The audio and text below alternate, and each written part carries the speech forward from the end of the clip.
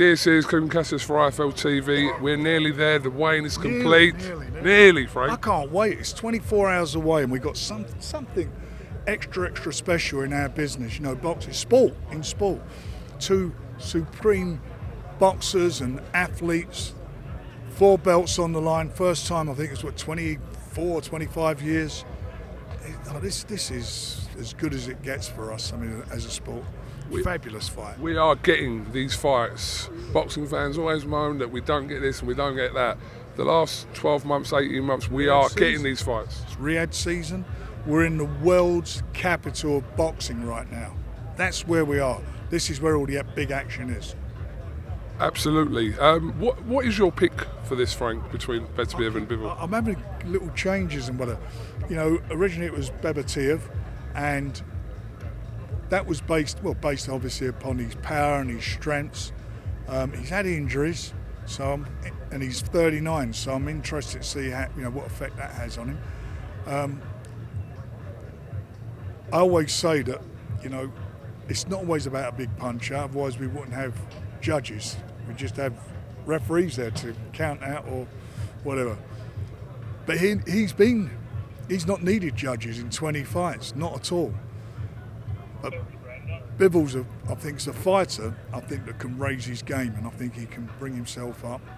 And I just, I don't know, I just keep changing. I lean towards Beterbiev, but, nothing would surprise me. It's one of those fights, you just sort of... Arming and ahhing. Yeah, I mean, I don't want to get a sore ass sitting on the fence or anything, but, I generally feel it's one of those type fights. I don't think it'll go the distance. Well, you can't take away Bivol's punch. He can punch. I was standing this side of when they were doing the face-off, and you look at Beterbiev. He's just got dead eyes. He's got cold. He's a real, cool customer. They both got unbelievable amateur pedigrees. This is like. If it's a horse race, it'd be the race of the century, wouldn't it? That's what it'd be. It's like the best Wimbledon final of so forth. We had the undisputed heavyweight championship, and what a fight that was. Look at this one.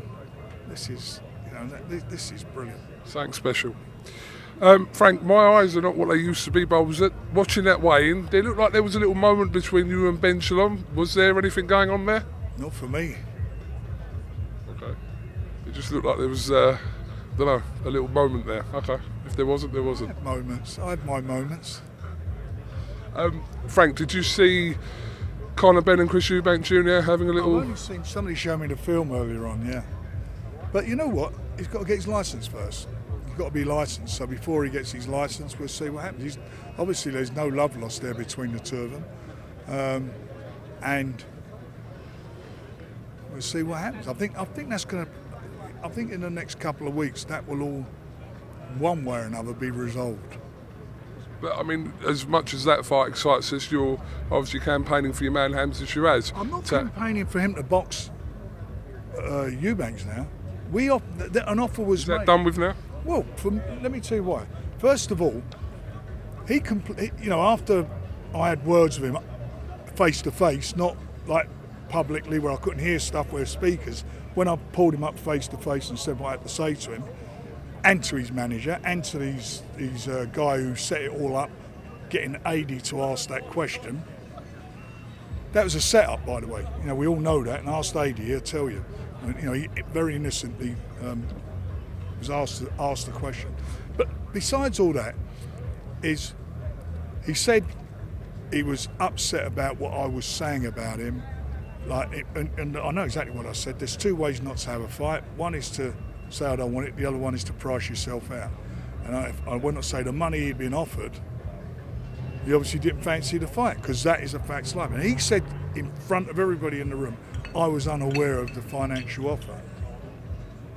So I don't know what he was told he was going to get, but so I don't know about one of them, but certainly his promoter knew what the offer was. So according to him, it weren't passed on. So for me to say that, that's what the only thing I was saying. If that is the case, then obviously you were unaware of it. I accept that, if you were unaware of it. but one of them is not telling the truth. And I know I believe. And as for what you talked about, you know, Hamza's moved on. He's had since that, he's had a fight, he's had a win. He's now he's number one in the BC and the WBO. A fight's been ordered for a world title fight. He's past that. Domestically, yeah, it'd be a great fight, great scalp for him, no doubt about it. But let me tell you something. 35-year-old, next generation, come on. This guy's the real deal.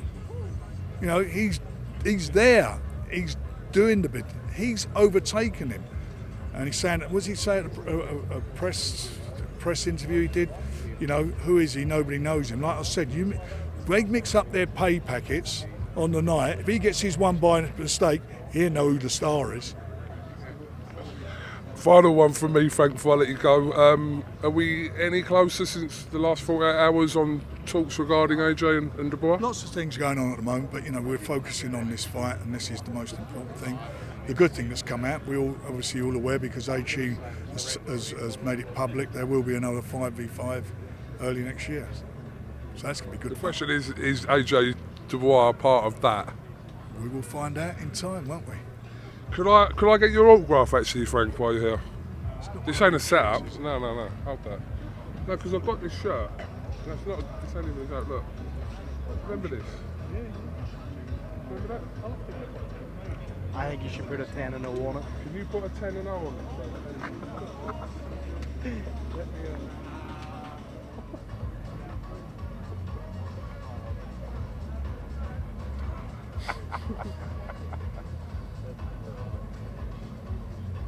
Well, one of our lucky viewers is going to win that. Frank Warren, thank you very much. We look forward to a great night here in Riyadh tomorrow night. Excuse me. It's all right. Thank you.